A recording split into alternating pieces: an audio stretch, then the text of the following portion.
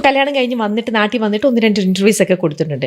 പക്ഷേ അതിന് മുന്നേ കുറച്ച് നാൾക്ക് കുറേ ഇൻ്റർവ്യൂസ് ഒക്കെ കൊടുക്കുമ്പോഴും അല്ലെങ്കിൽ ഇത്തരത്തിലുള്ള വരുമ്പോൾ ലെന പറയുന്നത് പലർക്കും മനസ്സിലാവുന്നില്ല. ആര് പറയുന്നു? ഞാൻ കേട്ടിട്ടില്ലല്ലോ. അസൂയ കൊണ്ട് പലരും പറയാറില്ല, അതുകൊണ്ട് ഞാൻ സ്വയം പറയുന്നു. എന്തൊക്കെയാ കുട്ടി പറയണേ എന്ന് ചിലർ പറയും. ചിലർ പറയും ലെന കിളി പോയി എന്നാ തോന്നണേന്ന് പറയും. കുറച്ചുകൂടെ മാന്യതയോടെ സംസാരിക്കണം, ഞാനൊരു സെലിബ്രിറ്റിയാണ്, അത് ഓർമ്മ വേണം. ചിലർ പറയും, ചിലർക്ക് അത് ഒരു രീതിയിലും ഡൈജസ്റ്റ് ചെയ്യാത്ത വണ്ണം.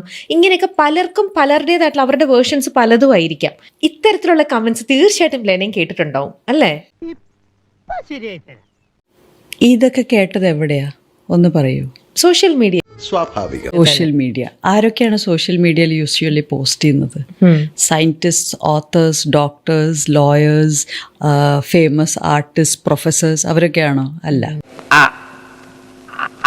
അതല്ല ഉദ്ദേശം. സോ നിങ്ങൾ കേട്ടത് വേറൊരു സ്ട്രാറ്റ. സോഷ്യൽ മീഡിയയിൽ ഇരുന്ന് എല്ലാത്തിനും കമൻറ്റ് ഇടുന്ന ഒരു സ്ട്രാറ്റ ഓഫ് ആൾക്കാരുടെ ഫീഡ്ബാക്ക് മാത്രമാണ് നിങ്ങൾ അറിഞ്ഞത്. അങ്ങനെ ചോദിച്ചാ ഞാൻ അറിഞ്ഞത് fighter pilots, astronauts, scientist, writers, authors, poets, ഭയങ്കര വേറെ മേഖലകളിൽ വർക്ക് ചെയ്യുന്ന ഒരുപാട് ആൾക്കാർ വളരെ പ്രോത്സാഹിപ്പിച്ചുകൊണ്ട് thank you for writing such a book.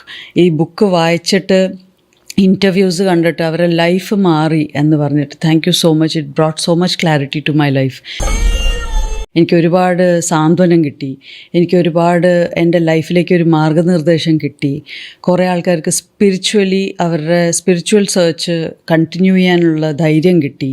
ഇങ്ങനത്തെ ഫീഡ്ബാക്കാണ് എനിക്ക് പേഴ്സണലി കിട്ടിയത്. അതൊന്നും എനിക്കറിയാൻ മേല. ഇങ്ങനെ എന്തെങ്കിലുമൊക്കെ പറയുമ്പോഴേ എൻ്റെ മനസ്സിനൊരു സന്തോഷം ഉണ്ടാവുള്ളൂ. ഞാൻ എൻ്റെ സന്തോഷം നോക്കിയപ്പോൾ ഈ ഇൻ്റർവ്യൂ കണ്ടുകൊണ്ട് പ്രശാന്ത് നായർ എന്ന ഫൈറ്റർ പൈലറ്റ് ആസ്ട്രോനോട്ട് പറഞ്ഞ ആ ബുക്ക് വാങ്ങി വായിക്കുകയും ഇൻ്റർവ്യൂസ് കാരണം എന്നെ കോൺടാക്ട് ചെയ്യും. ഇന്ന് ഞാൻ അദ്ദേഹത്തിൻ്റെ ഭാര്യ ആവാൻ കാരണം ഇതൊക്കെയാണ്.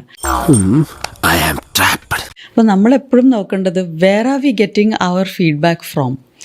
ഞാൻ ഈ സോഷ്യൽ മീഡിയയിൽ ഓരോ കമൻറ്റും വായിക്കാനിരുന്നാൽ എൻ്റെ നിലവാരം എന്താവും? അല്ലാതെ I don't have the time and energy to sit and scroll on social media. വേറെ ഇഷ്ടം പോലെ പണിയുണ്ട് നമുക്കിവിടെ ചെയ്യാൻ. ചിലർ പറയും നമ്മൾ മറ്റുള്ളവരുടെയും കാണണം, മറ്റുള്ളവരുടെയും ചെയ്യുമ്പോഴാണ് എന്തൊക്കെയാണ് നമ്മുടെ ഇവിടെ നടക്കുന്നത്.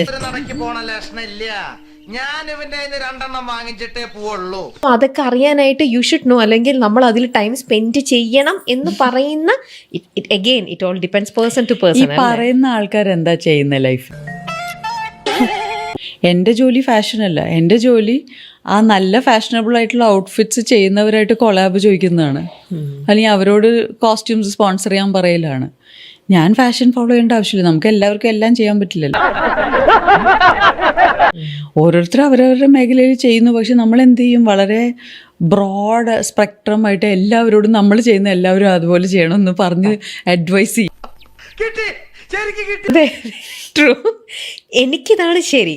സോ ഞാൻ ഈ റൂട്ടിൽ കൂടിയാണ് പോണത്. സോ നിങ്ങളും ഇതേ റൂട്ടിൽ കൂടെ തന്നെ വരൂ.